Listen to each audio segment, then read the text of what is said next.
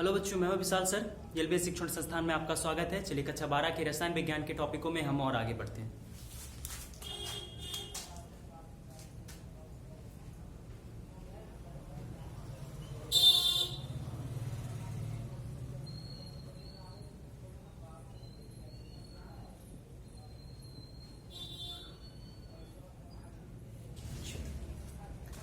तो रसायन विज्ञान के टॉपिकों में हम विशिष्ट प्रतिरोध, विशिष्ट चालकता तथा चालकत्व इसी चीज को पढ़ रहे थे।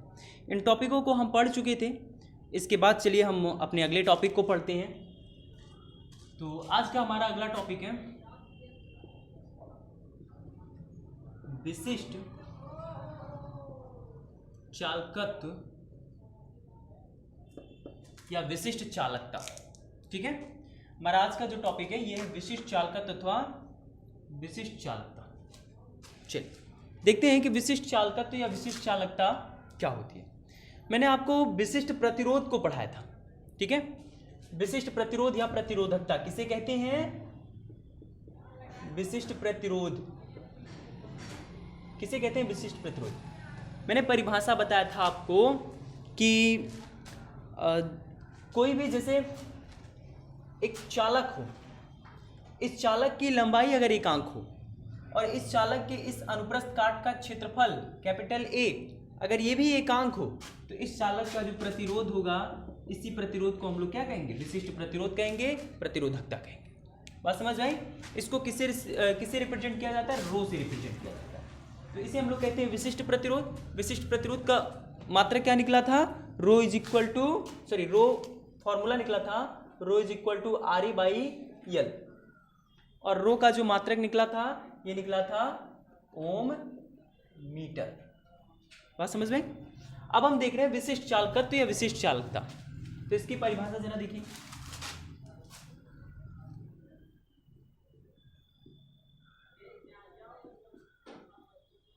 विशिष्ट प्रतिरोध तथा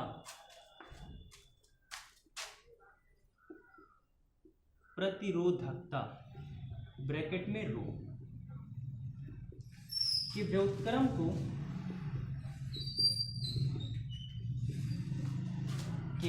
को विशिष्ट चालकता कहते हैं। ठीक है, और इसे अगर फिजिक्स में पढ़ते तो इसे हम लोग सिग्मा से रिप्रेजेंट करते। हालांकि यहाँ पे ये स्मॉल के की तरह बना होता है जिसे हम लोग काप्पा पढ़ते हैं। ठीक है, इससे रिप्रेजेंट किया जाता है। अर्थात काप्पा इज इक्वल टू 1/रो। ठीक है, तो ये हो गया हमारा विशिष्ट चालकता। तो विशिष्ट चालकता या विशिष्ट चालकत्व तो दोनों एक ही चीजें हैं। ठीक है, तो विशिष्ट चालकत्व या विशिष्ट चालकता किसे कहते हैं? विशिष्ट प्रतिरोध के व्युत्क्रम को, विशिष्ट प्रतिरोध अथवा प्रतिरोधकता के व्युत्क्रम को विशिष्ट चालकता कहते हैं। इसे स्मॉल के की तरह बनने वाले एक सिंबल काप्पा से रिप्रेजेंट किया जाता है। काप्पा इज इक्वल टू 1/रो। बात समझ में? ठीक है, अच्छा, रो बराबर हम जानते हैं आर ए बटे यल। तो यहां से काप्पा इज इक्वल टू 1/रो के स्थान पे कितना रख सकते हो? आर ए बटे यल, और इस ऊपर को 1/1 लिख सकते हो। अब चौथे पद का मल्टीप्लाई इधर हो जाएगा, तृतीय पद का मल्टीप्लाई इधर हो जाएगा, तो ये हो जाएगा काप्पा इज इक्वल टू यल चला जाएगा ऊपर बटे आर ए। ठीक है, इसका ये फॉर्मूला बन जाएगा। और का मात्रक जो होता है, इसका मात्रक ये होता है ओम इनवर्स मीटर इनवर्स। ठीक है, इसका मात्रक क्या होता है? Ohm inverse metre inverse. बात समझ में आई? ठीक है, अगला टॉपिक देखते हैं। तो परिभाषा बड़ा आसान सा। विशिष्ट चालकत्व का जो परिभाषा होता है, विशिष्ट प्रतिरोध अथवा प्रतिरोधकता के व्युत्क्रम को विशिष्ट चालकत्व या चालकता कहते हैं। ठीक है, इसे काप्पा यानी के से बनने के की तरह होता है, लेकिन ये जो सिंबल होता है थोड़ा सा ऐसे होता है, स्मॉल के की तरह ही होता है, ऐसे थोड़ा सा बड़ा होता है। बात समझ में? काप्पा से रिप्रेजेंट किया जाता है। काप्पा इज इक्वल टू 1/रो, और हम जानते हैं रो is equal to R A बटे यल। तो यहाँ पे आप आर ए बटे यल रख सकते हैं, और तो फॉर्मूला मिल जाएगा आपको L/RA। अब हमारा अगला जो टॉपिक पढ़ना है जिसका नाम है सेल स्थिरांक। चलिए देखते हैं सेल स्थिरांक क्या होता है।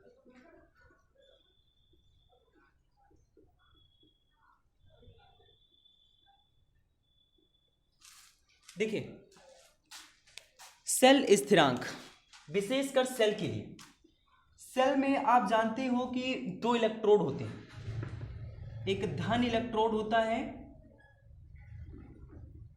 और एक ऋण इलेक्ट्रोड होता है।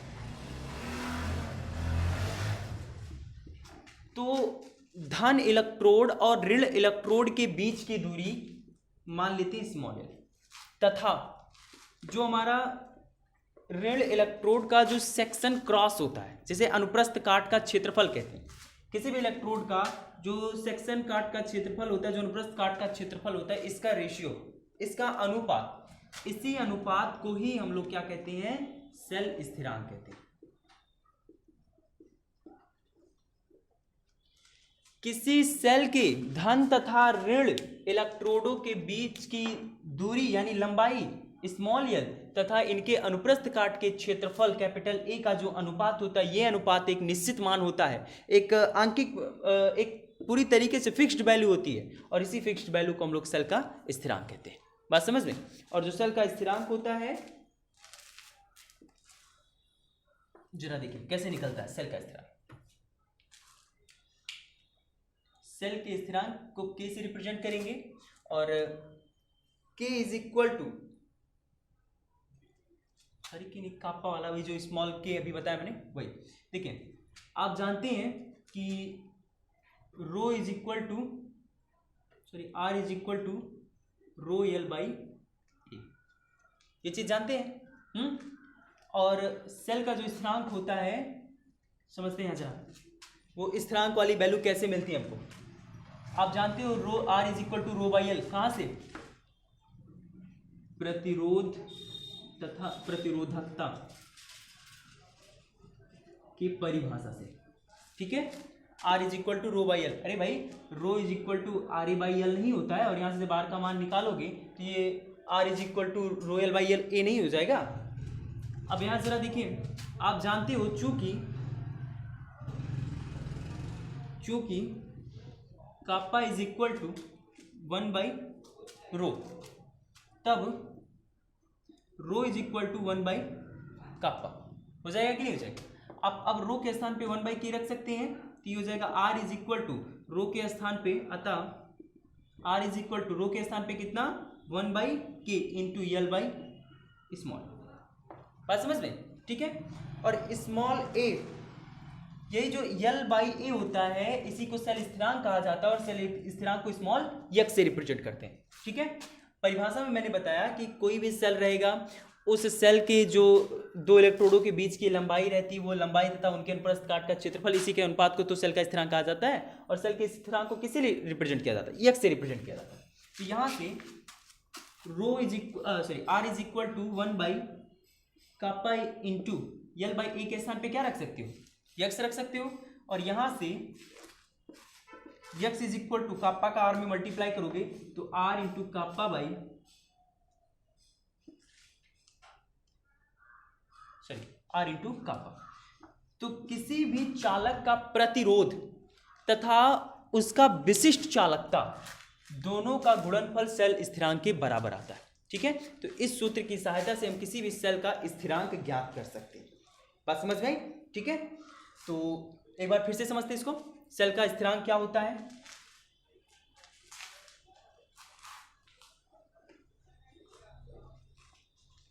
देखिए सेल के स्थिरांक की परिभाषा ये होती है, किसी सेल के धन तथा ऋण इलेक्ट्रोडों के बीच की दूरी स्मॉल l मान लिया, तथा इनके अनुप्रस्थ काट का क्षेत्रफल। जैसे जब आप सेल देखें तो सेल में जो एक इलेक्ट्रोड पड़ा होता है, जो इलेक्ट्रोड होता है वो ऐसे एक बेलन के आकार का होता है, ठीक है। तो उसका ये वाला जो भाग है, इसी भाग को हम लोग क्रॉस सेक्शन कहते हैं, अनुप्रस्थ काट का क्षेत्रफल कहते हैं। तो इलेक्ट्रोडों के बीच की दूरी, जैसे एज ए सेल लेते हैं आप, जो नॉर्मल सेल लीजिए, जैसे घर में या बैटरी में यूज किए जाने वाला सेल ऐसे होता है छोटा सा, एक तो पॉजिटिव होता है जो थोड़ा सा उभरा हुआ होता है, एक तो निगेटिव होता है ना, दो सिराएं होती हैं, ये इनके इलेक्ट्रोड हो गए।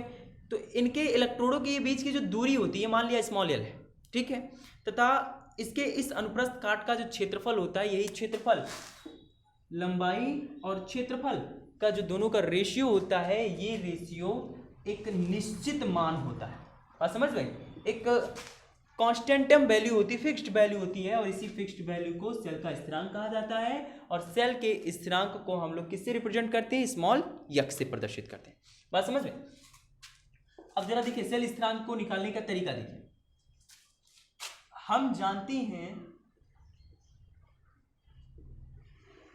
कि भाई हमको ये पता है ना कि rho is equal to R A बटे यल, ये फॉर्मूला तो हम जान रहे हैं ना। तो यहां से आर का मान जरा निकाल लो, तो आर इज इक्वल टू रो यल बटे ए हो जाएगा, कि हो जाएगा यल का मल्टीप्लाई रो के साथ करोगे और आर के साथ ही मल्टीप्लाई कर रहा तो यहां भाग कर देगा, ठीक। चूंकि इसको थोड़ा सा अलग अलग लिख लीजिए, R is equal to rho into L by A लिख सकते हो कि नहीं लिख सकते हो? बिल्कुल लिख सकते हो। और चूंकि हम जानते हैं कि rho is equal to 1 by kappa, मतलब विशिष्ट चालकता के प्रतिरोधकता के व्युत्क्रम को ही तो विशिष्ट चालकता कहते हैं। तो rho is equal to 1 by kappa, इसलिए kappa is equal to 1 by rho नहीं हो सकता है? बिल्कुल हो सकता है। अब यहां जरा देखिए, रो के स्थान पे आप 1 बाई कापा रख दीजिए, तो ये हो जाएगा आर इज इक्वल टू, यहां पे रो के स्थान पे कितना? 1 by kappa into small L by A. और अभी मैंने बताया कि सेल का जो स्थिरांक होता है, इसे किससे लिखते हो? यक्स से, और x is equal to L by A, इसी को तो कहते हैं। अब यहां जरा देखिए, आर इज इक्वल टू इस यल बाई ए के स्थान पे क्या रख सकते हो? यक्स, यानी सेल का स्थिरांक 1 बाई के इंटू सेल का स्थिरांक। अब जरा देखिए सेल का स्थिरांक को यक्स से, तो ये हो जाएगा आर इंटू, यहाँ पे जरा मल्टीप्लाई कर दीजिए, तो आर इंटू स्मॉल के यानी कापा इज इक्वल टू सेल का स्थिरांक, और सेल स्थिरांक यानी यक्स बराबर आर इंटू कापा, ठीक। इसका जो मात्रक निकालेंगे तो सेल स्थिरांक का यहां से फॉर्मूले से, चाहे यहां से निकालें चाहे यहां से, मात्रक जो बनेगा ये मीटर इनवर्स मिलेगा, ठीक है। कैसे मिलेगा जरा देख लेते हैं। जैसे जो परिभाषा के अकॉर्डिंग जो फॉर्मूला मिला था वहां से पहले देखते हैं। देखिए हमने बताया था x is equal to L by small A. L क्या थी? लंबाई थी। लंबाई का मात्रक एमकेएस पद्धति में मीटर। ए क्या है? क्षेत्रफल है। क्षेत्रफल का मात्रक मीटर स्क्वायर।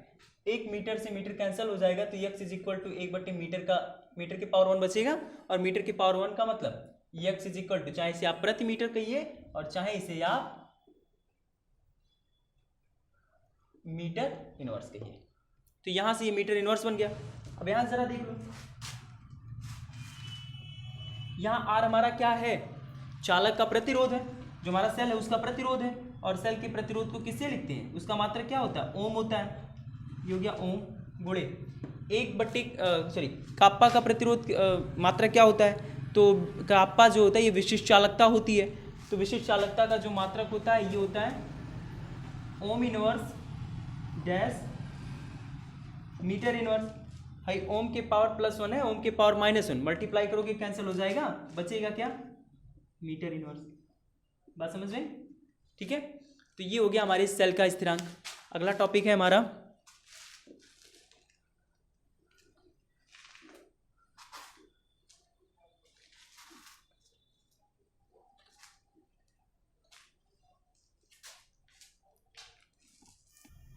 चलिए हमारा अगला टॉपिक है